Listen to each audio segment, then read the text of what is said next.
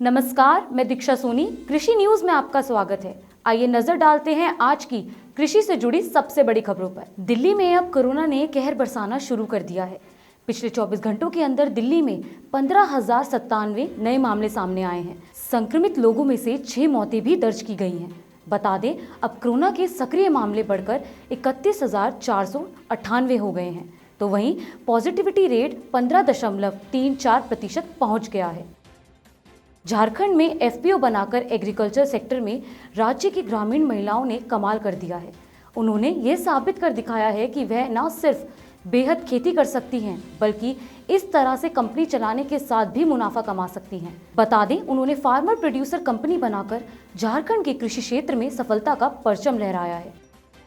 दुनिया भर में कृषि के क्षेत्र में रोज नई तकनीकें विकसित हो रही हैं, जिसको देखते हुए Borlaug institute for south Asia Pusa के इंचार्ज और वरिष्ठ वैज्ञानिक डॉक्टर राजकुमार जाट ने बताया कि आज फसल अवशेष एक बहुत बड़ी समस्या है।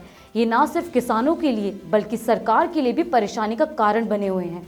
और साथ ही उन्होंने बताया कि पराली जलने से हो रही प्रदूषण से हर कोई परेशान है, जिसका फसल अवशेष प्रबंधन इन सभी समस्याओं का समाधान है और इसमें आधुनिक कृषि यंत्रों का काफी महत्वपूर्ण योगदान भी है।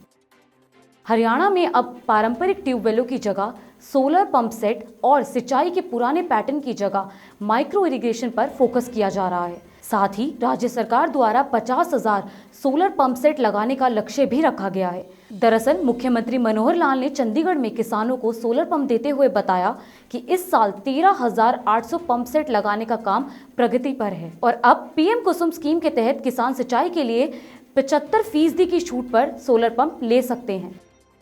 यूपी सरकार ने राज्य के करीब 13 लाख किसानों को बड़ा तोहफा दिया है। बता दें, सरकार ने किसानों को बिजली दरों में 50% छूट देने का निर्णय लिया है।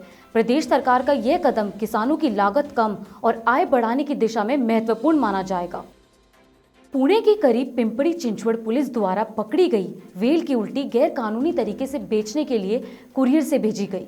बता दें, तस्करी की जा रही इस उल्टी की कीमत बाजार में करीब 1,10,00,000 रुपए आंकी जाने के साथ इसका वजन 500 ग्राम है। वहीं पिंपरी चिंचवड़ पुलिस के क्राइम ब्रांच की एक यूनिट ने इसके तीनों आरोपियों के खिलाफ केस दर्ज कर 2 आरोपियों को पकड़ लिया है।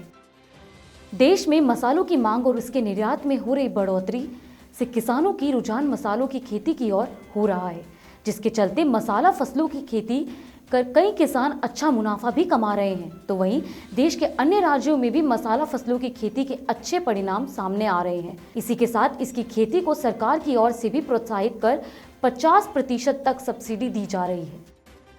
अगर आप किसान क्रेडिट कार्ड होल्डर हैं और सरकारी बैंक में आपका खाता है, तो नए साल की यह खुशखबरी आपके लिए बहुत काम की है। बता दें, केसीसी होल्डर किसानों को खेत में नया घर या फार्म हाउस बनाने के लिए 50 लाख रुपए का लोन दिया जा रहा है। साथ ही लोन चुकाने के लिए अवधि भी लंबे समय तक की रखी गई है, जिससे किसान आसानी से लोन चुका सके। दरअसल न्यूनतम ब्याज पर उपलब्ध इस लोन को स्टार किसान घर योजना के माध्यम से उपलब्ध कराया जा रहा है। एक और पश्चिमी विक्षोभ की सक्रियता की वजह से दिल्ली एनसीआर में मौसम का मिजाज पूरी तरह से बदल गया है।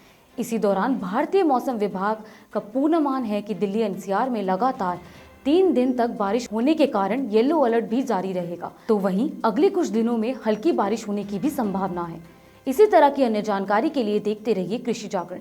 धन्यवाद।